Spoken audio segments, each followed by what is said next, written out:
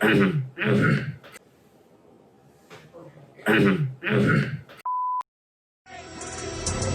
game time. Game time. Game time. We winning, we winning, we winning, we winning. It's game time. Game time. Welcome back to Gametime Greatness Season 10, Episode 3, might be 4. I'm your co-host, Jake Vassar. I'm your co-host, Jackson Jarvis. And Collin Holmes.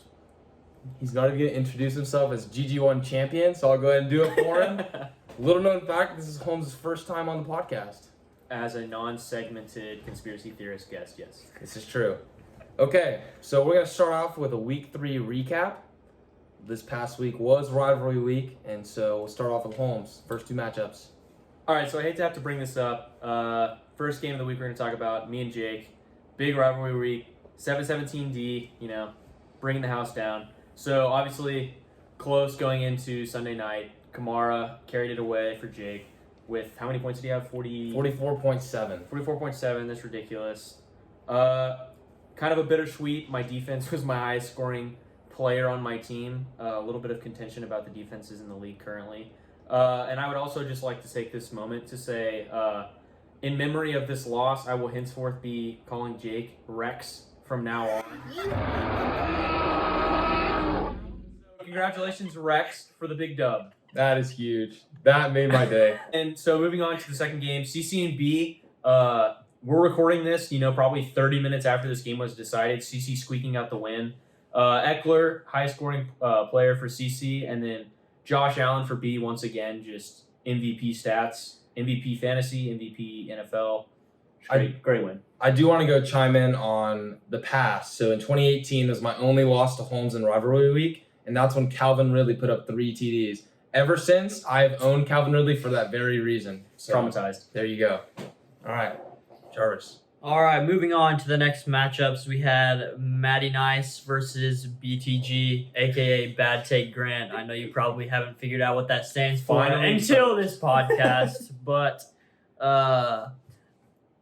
takeaways from that week, the Colts defense with an outrageous 29 points. They are legit. Jake, what do you think about that? I don't think the Colts D is that good. I think the Jets O is that bad. They're one of the worst franchises ever. Adam Gase should not have a job. However, I'm a fan of Dan Quinn, so he should also not have it. Fan of Atlanta Falcons. Dan Quinn should not have a job. Big Dan Quinn guy. Yes, it's really unfortunate for Grant, all the injuries that he's been through. Matt had absolutely no regard for human life this week, just absolutely sending Grant into the earth's crust after this matchup. So, moving on to the next matchup, we had Can't Swim versus Hockey Guy Zach. Zach, sorry for the Stars' loss. It was tough to see. You too, CC. Yeah, CC and Brandon and all those other Dallas fans. Lockett with an outrageous 37 this week.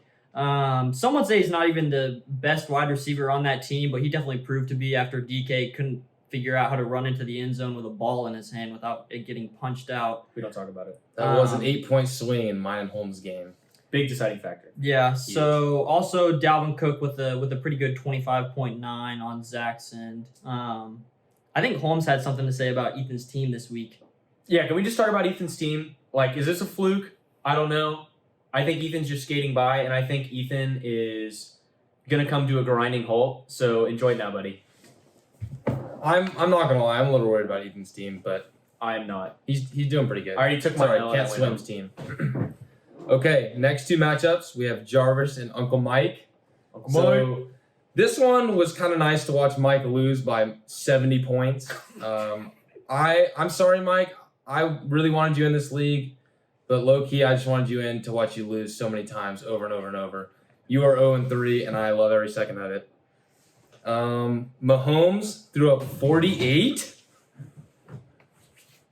which is outrageous. I really didn't see that coming. I thought he would post a good 35 like normal, but that was well done. And Dak with 33 on Mike's end, but not enough to even get him 100. I will say from the owner's perspective, if I can chirp up about my own game, it is a pretty good feeling every week to look at Mahomes' projections, and he's projected about 29 points every single week. And just to see him exceed that by 19 points, that is something that you love to see as a fantasy owner. Yep. And next, the last matchup is Cole and Noah. Russell went ahead and scored 46. I think that's his third time scoring over 40. I think he's the number one fantasy player at the moment. And on Noah's side, Aaron Rodgers with 30.5. So that's pretty good. He has no offense around him. Thanks, guys. This week's Stats with Jake. The theme is worry. As half the league is either 0-3 or 1-2. And the question becomes, should they be concerned about making playoffs? So my stat covers how likely you are to make playoffs after starting with a losing record, dating back to GG3. So first up, let's look at the history of teams starting 1-2 since GG3. That's going to be the blue line. Since 2013, we have seen a steady decline in the percentage of 1-2 teams making playoffs, and this is likely due to the competitive nature of our league that has grown over the past 7 years. However, in GG7 and GG9, we saw that 50% of 1-2 teams made playoffs. Is this starting a new trend? Second, let's look at teams starting 0-3, which is the red line. There has never been a year when more than one team has made playoffs after an 0-3 start.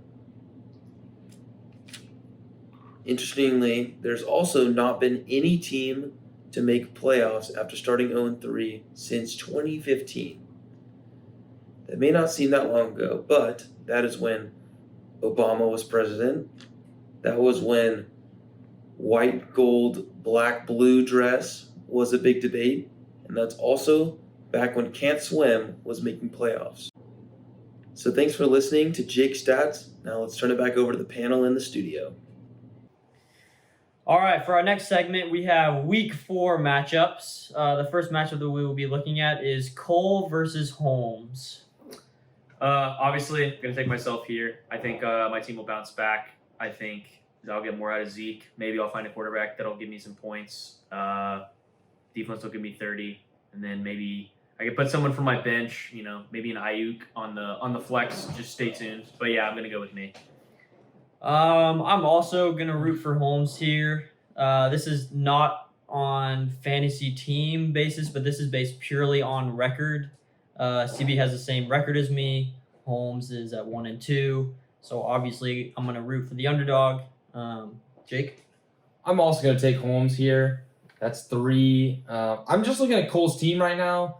Other than Russ, maybe Galladay's back now, but okay, he's got Henry too. He does have a pretty fine team. Yeah, but Tyreek Hill's been, if he gets one touchdown, he is 25. Otherwise, he's getting 11. Tyreek Cohen is on IR, still projected 0.4, so that's interesting. There's hope. Yep. Moving on to the next matchup, we have Zach versus Noah. Holmes, what do you think is going to go on in this week? I'm going to go with Zach. I think everyone knows why. Nobody ever picks Noah to win. Pretty easy. Yeah, I'm also going to go with Zach.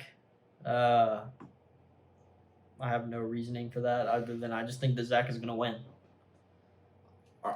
I'm going Noah. I'll take Noah. I just don't see Noah going. What is he 1-2 right now? Noah is part of the 1-2 club, but so is Zach. Yeah, but Zach always is there. Noah also is always there, but always climbs out of it. Half his team is dead. His first 2 picks are dead in the ground. Who's Zach or no? No. Well, Julio will probably be back this week. Yeah, I think. And Adams probably will too. Julio will probably be back. I'm taking Noah. Julio will be back without a touchdown. Don't get your hopes up. This is probably. He might drop it though. Yeah. The third matchup, we have Matt versus myself, Holmes. My gut said Matt, but my heart says Jarvis. I really think I really like Jarvis's team. Side note, I really hate Matt's team name because I thought Joe was referring to Joe Burrow, and I thought the picture was Joe Burrow, and so I hated his team this entire time because I thought it was Joe Burrow in the picture. and I thought it was a terrible team name. Sorry, Matt. I just have a stupid bias against your team. I'm not going to root against myself here because I definitely want to win, but I think my team is going to have to pull it together this week. I've been battling some injuries. I know that's similar for everybody across the board, but right out of the gate, Matt is projected as of 11:34 on Monday. He was projected 172. That is absolutely insane. I'm only projected 155. I know projections don't mean anything, but I think I'm taking that one into account this week. That is a pretty wild projection. I'm going to go with Matt here. If it was week 1, I would take Jarvis every day of the week, regardless of projections, because you know he's throwing up 190. But it's week 4, and I think Matt's going to have it. His team looks really good. He's got running backs spilling out of his ears. So I think Butker has a bounce back game after coming off a 1-point game. Bounce back from the kicker. Yep. We love to see that. The next matchup will be Uncle Mike versus CC. Holmes. I'm going to have to go with my great Uncle Mike. I cannot imagine a world where Uncle Mike goes 0-4. I can. I also can. Look, I think Mike, it's happened before. I'm in your corner, and I believe in your team to pull it out. I will give you a word of caution. Just because Justin Jefferson popped off this week does not mean he will next week. Please look at the matchup. Wow. Well, Um, free advice right there. I haven't looked at the matchup. I will have to say I'm also gonna have to pick Mike. Did you just And dog Mike? here's my reason. I was also going to go Mike. Here's Sorry, here's CC. my reasoning why. Fantasy football team, dude. What kind of a name is that? Trash. I'm not going to hate on it because that is what I named my team in another league for a period of time. I mean, CC. I'm gonna be completely honest with you here. That just shows how little you care this year. Oof. Can we grant him a pass to change his team name without You are more than welcome. any? We'll shield the to fantasy change- gods to from change- you. Yes. Yes, we will all go to our shrines tonight, and you will not have bad omens upon your team. But dude, just pick a new name. I'm gonna go with Mike. I think he climbs out from 0-3 to go 1-3. I do want to have that on the record as rule number 6 is don't change your team name after week 1. I think eventually we'll have a whole book of all the rules of what to do and what not to do, and I think that's one of them. And like I said, I'm also going to go with Mike. His team looks really weak, I'll admit, but Mike he's going to pull it out somehow. I don't know how, but he will. So Next matchup we have is B. Scotty versus Grant. I'm gonna go with B. Grant's team just isn't it. It's not the move. Sorry, I gave you my leftovers with Saquon. Definitely glad I didn't pick him. Gonna have to find some gem in the waiver wire, but until then, I'm gonna go with B. Yeah, I'm also gonna go with Brandon.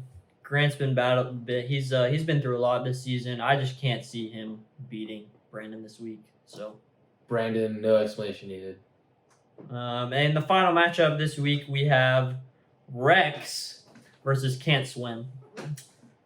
Yeah, so I'm gonna smash the over on this one. Jake all the way. Jake's gonna cover big time. Ethan, I'm calling it. Ethan's team collapses. He gets 115 this week after he's trashing Mike in the chat as we speak. I'm gonna have to say, Ethan, there's no possible way. Ethan, there's no way that you don't go 4-0. Nice him. There is no possible way that you win 4 games straight. I think you have it in the bag. Jake's team is absolutely terrible. If you don't win this week, It's a guarantee. I mean, there's literally no way that you can lose. There's no way that you can lose, Ethan. So 4-0 in the bag. Mark it down. Certified. I'm going to take myself on this one. I don't really want to talk about it because I don't mess with the superstition. But What rule is that? that is probably rule 13. But that one I'm still working out. Brandon somehow has that figured out. He also tried to pull a fast one on CC and just went straight after his conscience earlier today. He said something like, I don't even remember. We should probably go look that up. But Okay, so we're going to talk about goose eggs for a minute. A little fun segment where we get to expose people with just terrible management. So first up, Ethan, even though he got the dub, John Brown, 0 points. Join the Mike. club. What is it? I said join the club. That's the club where you get 0 and still win. Ethan's in it, but really the club is if you get 0. But he did win. And then next up, Mike had Chris Hogan and lost with the goose egg. Just another tragic moment for Mike. And then we wanted to throw in this honorable mention.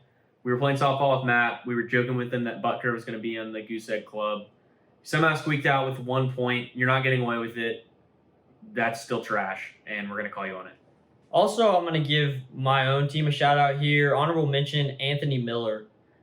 Weeks 1, 2, and now week number, weeks 1 and 3. He had 0 points going into the 4th, but I still squeaked out a 13 and a 15 from him. So just wanted to give him a shout out. I had no hope, but he still came out with some points. Big clinch guy. And that concludes the 3rd podcast. Thanks for listening. Like, subscribe in the bottom left-hand corner. Thank you.